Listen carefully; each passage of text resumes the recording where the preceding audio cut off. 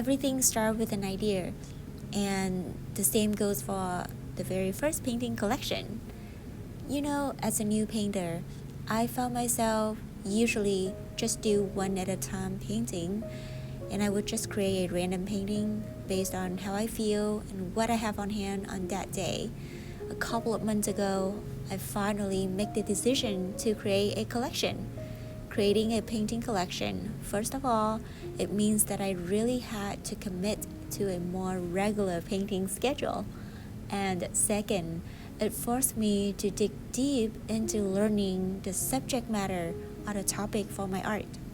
And last, this first collection would officially validate my self-perception on becoming an artist.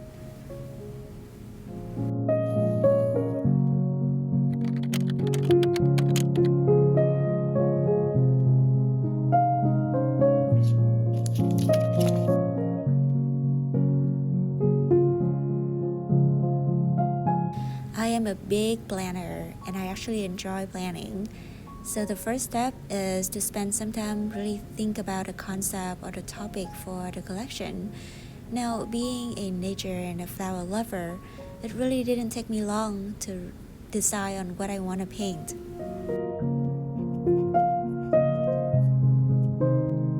I would stay right there, pretty close to my easel, just so I can be reminded of the topic when I paint.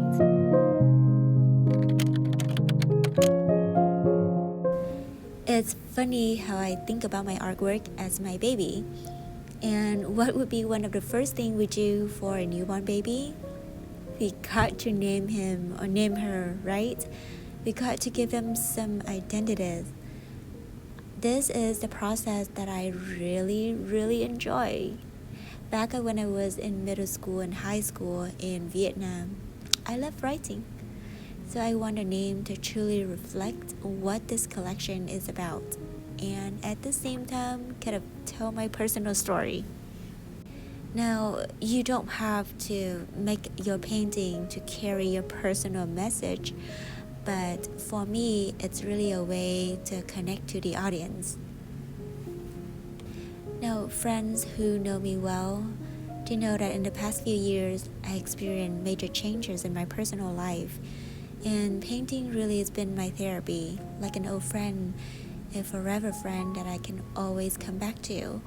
It helped me calm my soul, to see beauty in the chaos, to appreciate the ordinaries, and most important, it teach me to forgive and it teach me to give myself permission to heal.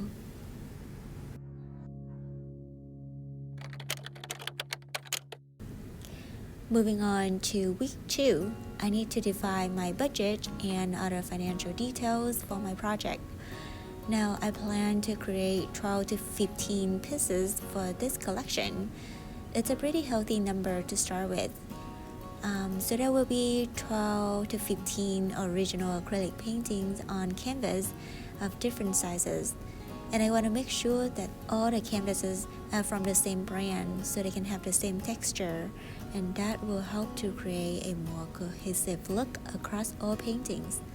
At this point, I can't remember how many trips that I made so far to Michael's and Hobby Lobby to get my art supplies, because I definitely don't want to run out of paint in the middle of my painting. These are my favorite heavy body acrylic paints. I love their thick and buttery and rich texture. The colors are vibrant and gorgeous when you apply them on the canvas. Now, the price can be, a little expensive, but I think it goes a long way. It's really worth it.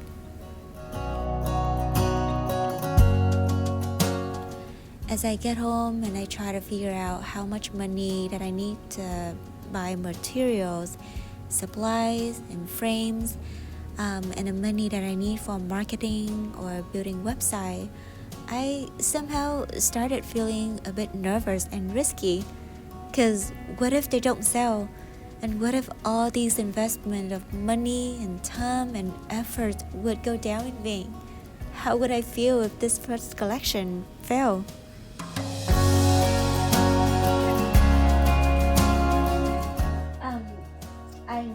I need to set clear goals and realistic expectations before I start. These will really help me to prepare myself mentally for the unknown results and really keep my heart from being shattered in the worst case scenario. Yet, my goals will have nothing to do with how much money I'm gonna get back from selling the collection. I am creating this collection because I just want to train myself into a more consistent painting routine. And second, I want to officially bring my art into the world.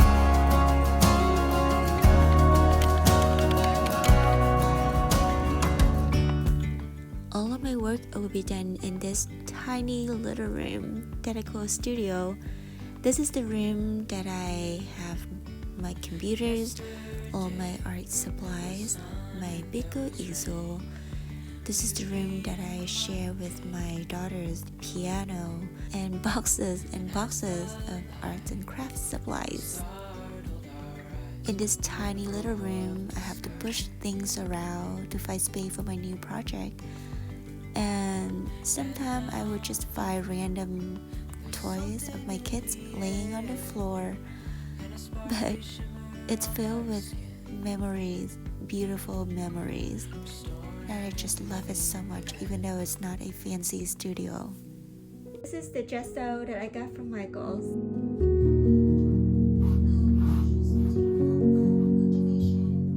Sometimes I wish that I had the perfect skill set, the perfect studio, perfect canvases and paintbrushes. But if I kept waiting for the perfect condition to happen before I start, then I probably would never start at all. So for now, before I could have the perfect studio and other perfect things that I've dreamed of, I'm just gonna really embrace my space. I'm just gonna work with what I got, and I'm just gonna crawl on the floor to get things done. I'm just gonna do it.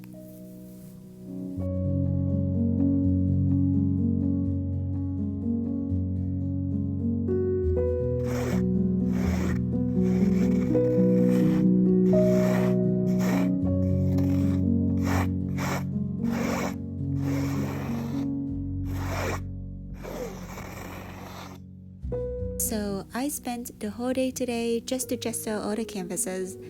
Now I do think that this extra layer of gesso will first make the paint stay better on the surface, and second, it will make the colors appear much more vibrant.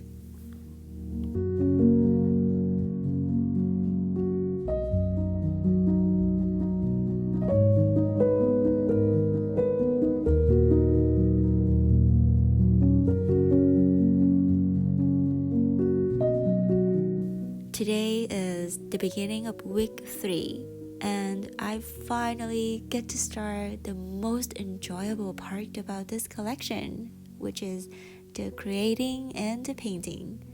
At this point, I am so glad that all the preparation was done, and I have pretty much everything I need to make sure that the process would flow smoothly. The list of the title I created definitely guide my brain to stay on track and to prevent my mind from switching back and forth between millions of thoughts and ideas. Yes, getting to paint is so much fun, but making commitment to paint diligently takes a lot of self-discipline. For 3 weeks straight, I'd found myself in the studio either at 4 a.m. in the morning before my kids wake up, or 12 o'clock midnight after my kids go to bed.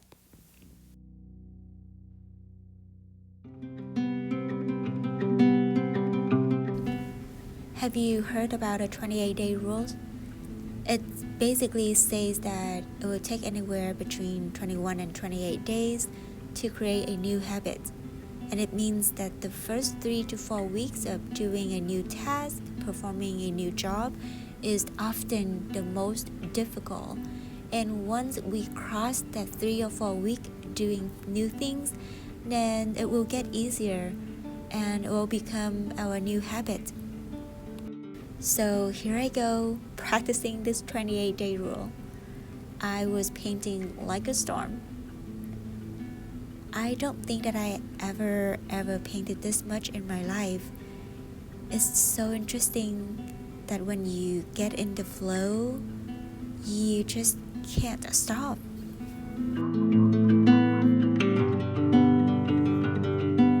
On top of this routine, I still have a full-time job outside of art, and I'm taking care of my 2 lovely children.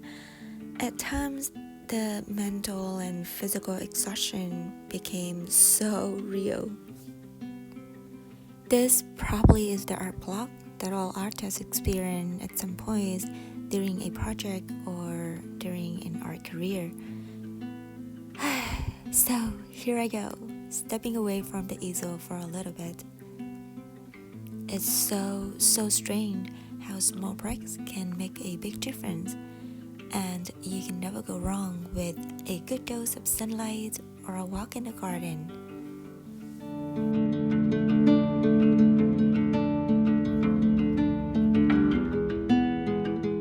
And I never knew that the little things that I came across along the walk could turn into more inspiration to help me finish my painting.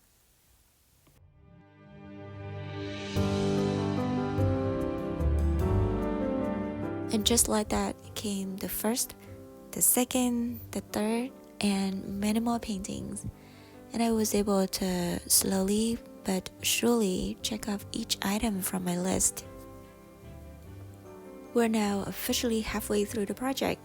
In the next video, I'm gonna show you step by step how I finish up, how I make sure that all the paintings look great together as a collection. I'm so glad that you're here with me on this journey. I hope you have a wonderful day, and I will see you in the next video.